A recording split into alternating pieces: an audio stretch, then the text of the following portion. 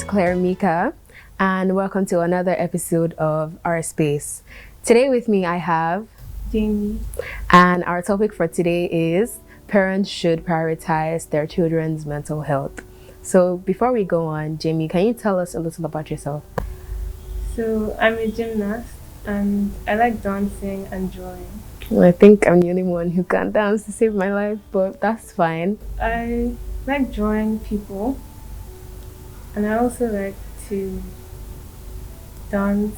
The type of dance I like to do is mostly hip hop, Okay. Afro, and sometimes lyrical. So would you draw me? Like, how long would it take you to draw me? It'll probably take like 2 hours. Oh, yeah. Okay, that's nice. Okay, so have you ever had have you ever felt like maybe your parents could do more, like to prioritize your mental health? Well, yes.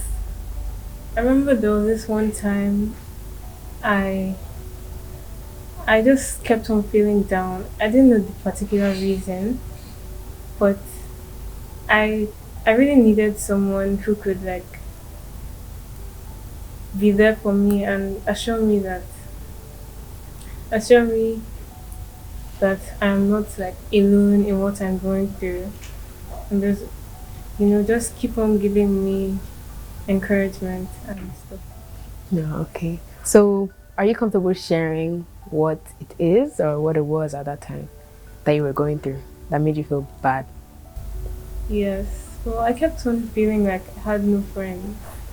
I relate to that. I relate to that.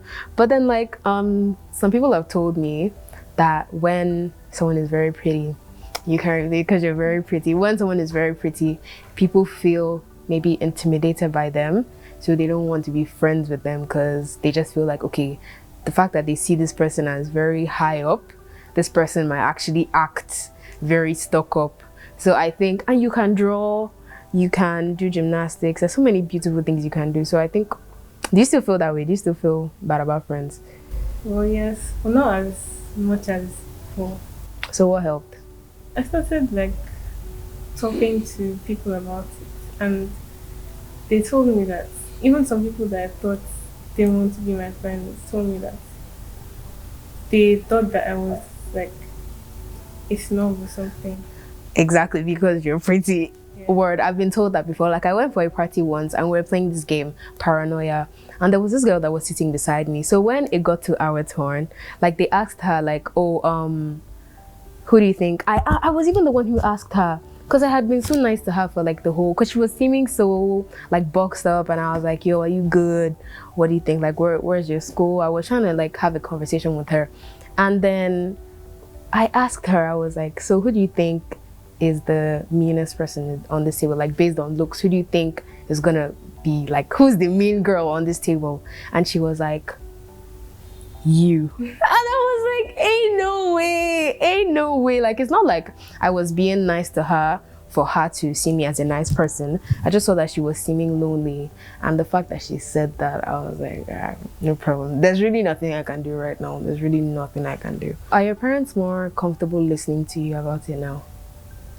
Well, yes, I think specifically my mom, she is more open and she makes it like not seem like awkward to talk about stuff like that. So I think, yeah. So what did you do to get her to listen? How did you approach it? One day I just told her that I feel this is how I feel sometimes, and she she seemed pretty okay about it. Immediately? Yeah. So is there anything that has given you like mental stress, like maybe from school, from your house, from anywhere? And how did you like cope with it? So yes, there has been like times where I think about what I want to be in the future, and I'll get so confused, and I'll just because when I go somewhere, people always ask me, "Oh, what do you want to be when you grow older?" Like, let's say I tell them what the subjects that I do, they'll not be like, "Oh, do you want to be an engineer or something?" And I just tell them I don't know because I really don't know what I want to be, and I just feel like there's pressure from different places. So I don't know. And another thing that causes me some mental stress sometimes is like gymnastics. So I have gymnasts suffer from something called mental block, and it's when you can do a skill but you don't really like you can do it physically but your mind is like stopping you from it. So like I remember this skill I was really trying to get. I think it was like last year. It's called a back handspring. So I try it and I'll fall down and I'll cry and I'll just be really sad. Sometimes I'll go and sleep and then I'll come back again and I'll try. And yeah, So can you do it now? yeah. And I think the only thing I know how to do is a cartwheel, to be honest. And like I'm about to like forget how to do it. But then you said mental blocks. I kind of understand that because most times I would want to post something on my page, like I would want to post a video on my page, but it's either like I wouldn't know how to say it, I wouldn't know how to put it, so I'll just get frustrated and I'll end up like not making the video again.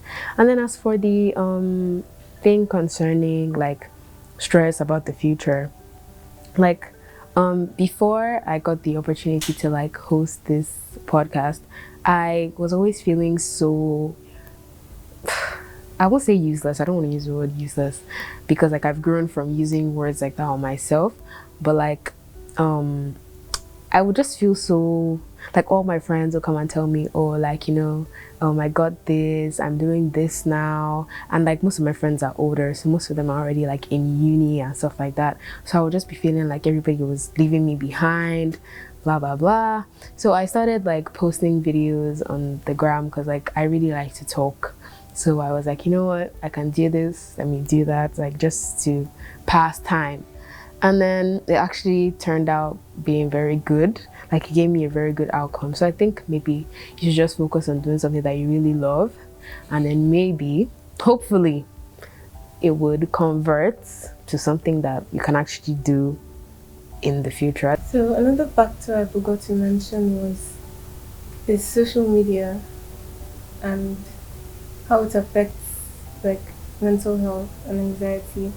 Like I see some children my age doing like amazing stuff there, and I'm just like, How about me? exactly what am I doing? I'm just here sitting down, and like sometimes it makes me feel discouraged and down, and then I'll be like, it affects the way I act towards other people as well. So Do your parents like, do they compare you to those people? Because I feel like most of the times, like comparison. Because I remember there was this, I think, cowbell competition. I swear every teacher, every parent, oh, can't you be like that person on cowbell? And I'm like, how is that? Like, what does that have to do with me? Because I feel like most times, even those like kids that are glorified on the internet, most of them are not really perfect because like even some people that you see passing like any type of message on Instagram, like maybe it could be like something motivational, but like not really motivational, like maybe motivational in a bad way, but to them it's supposed to be do you get what I mean? Like I don't know, just people passing things that are supposed to encourage, like, okay, like some teenage boys that give advice to other teenage boys on how to be like alpha males, like, but then at your age, what is your business with anything concerning that? So I feel like even those people, most of their parents don't even know that they're on social media. Like a lot of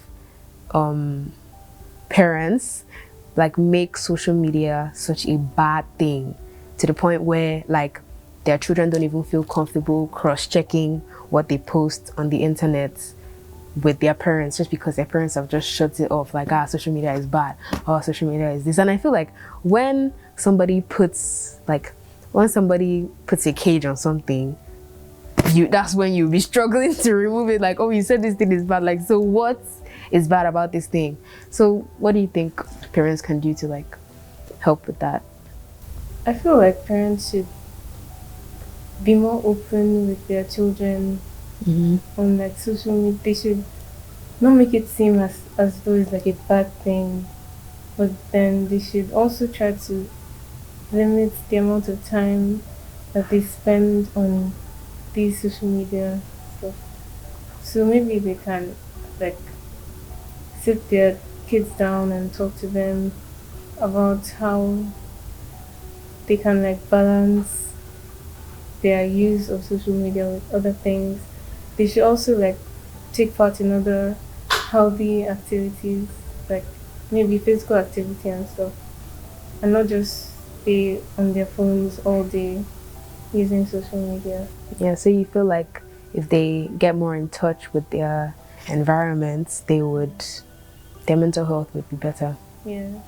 Yeah, word, because I spend like a huge chunk of my day on the internet, on TikTok, on Instagram, on Snap, on so many things. And I feel like maybe if I went out more, because there was a time I started feeling like very bad, or like I don't want to say depressed, because I don't know.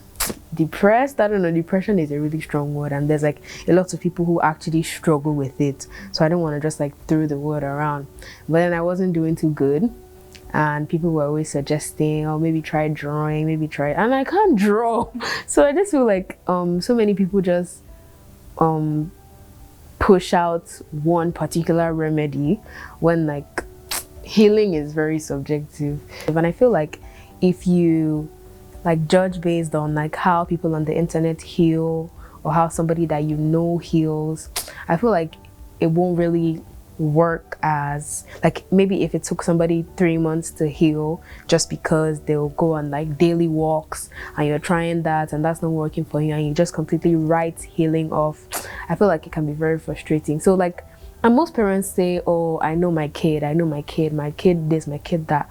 But if you come to think of it, like, who you are with your friends, like, is that who you are with your mom? Like, even when you're with your friends, sometimes like you're not your true self, because how you act around them is like how you act based on their reactions. Like, maybe if you come today with like I don't know, like a big puff on your hair, and then they're like, oh guy, why would you do this? Even if that's you, you just feel like, oh, my friends, they don't really like when I act like that, and then you just stop. So maybe the next time you're sad, you won't really want to get advice from them, because you just feel like, these people are just gonna judge based on how I've been acting around them. So I feel like parents should really try to know their kids best, because like, it's so good for somebody that you live with to know you. So imagine your own parents really knowing you, and then like they have the resources like to be able to help you heal properly. Because if you tell your friend that you want to heal, maybe they might not have the money to actually send you to therapy, but your parents have like the resources and everything to get you into therapy. I also feel as though parents themselves need to heal, because a lot of times, like in the past, their parents were also like harsh on them, and they may not even know like what they're feeling, or like it's actually a mental illness. They just feel well, and they end up putting the anger or feeling onto their children. Because like, even in the Nigerian setting, you notice that like they really practice tough love. Like, maybe something happened to you, like they just have this, I'm sorry, but I have to be tough on you for you to know that I'm sorry. Like, I really don't know what, because they feel like being harsh is their way of showing you that they love you. Meanwhile, sometimes you really don't need a solution, you just need somebody to listen to you. And I don't think Nigerian parents listen. Parents in general, I don't think they listen enough. They just use what was used on them. So I really can't blame them. So you're actually right. Most of them really need to heal and not project what was like what they used for them. They shouldn't use what was used for them on us, because things are really, really, really, really changing. And then another thing is, like there's so many things that can shape our opinions. Like it doesn't even have to be social media, it could be like your environment. And I also think we shouldn't just reduce it to social media. Like social media is not the only thing that's making us aware, because sometimes your parents just want to get angry like, hey, it's because of that phone, it's because of this, it's because of that. But then it could also be your friends at school. Like if you don't have a strong background, like our teachers always say, like, can you do this at home, can you do this? It's because like you don't have a strong background, that like maybe you go to school, your friend is like, are you a guy, let's sneak out, or let's do this, let's do that. And then just because your parents feel like maybe you don't know anything, or maybe you don't know this, or maybe you don't know that, they just don't want to have that conversation with you. Or they, I don't know, maybe they just feel like it's too much stress. But I feel like it's very needed for parents to like have those kind of sensitive conversations, because like prevention is better than cure. Because it's better to have that conversation at home, to know that okay, my child is aware, like if my child is in this situation, my child knows what to do. Because like I've had a couple friends tell me, oh, you like right now my mom is so in control of my life, but as soon as I leave for uni, like most of them don't even say anything, they say as soon as I leave for uni. And I'm like, what are you gonna do as soon as you leave for uni? So I think like just carry your child along so that they can carry you along as well. Because my mom treats me as a friend, and I don't know, like you feel more like when you don't feel like you're obligated to do something, you just do it with ease, like you don't have any problem. Like sometimes parents make you feel like, yeah, just because I'm your mom, like you must respect me. But then if your mom makes you feel like her friend, like if she carries you along, lets you know that, oh, you know, like I'm with you. If you make any mistake, I'm here. If you do it perfectly, I'm here. You just feel like, nah, I can't let her down, because like she's actually quite real with me. Yeah. So I go to an all-girls Catholic school, and a lot of parents send their girls there thinking that, oh, they'll be very holy, they'll never do any, bad thing. But then you see like a lot of girls that have left the school, like if you look at their IG and stuff, you see the things they're doing, you be like, is it the same person that came from Right. and you just And they block their parents there, they right? block their parents. So it's really, even some of them that haven't left the school yet, when they go out, It's the way words fail you right now. so it's the thing they do, you'll be like, wow. Wow. So it's not just, you can't just think it's only social media and stuff. Like other factors also affect these things. Yeah. Word. So to conclude, whether you're an adult, a teenager, a teacher, a parent, anybody, mental health is the most important thing ever, because if your mind is not at peace, everything you're doing is going to be harder than it should be. So please pay attention to your mental health, pay attention to your friends' mental health, and pay attention to your children's mental health. My name still remains Claire Mika, and My name is Jamie. bye. Bye.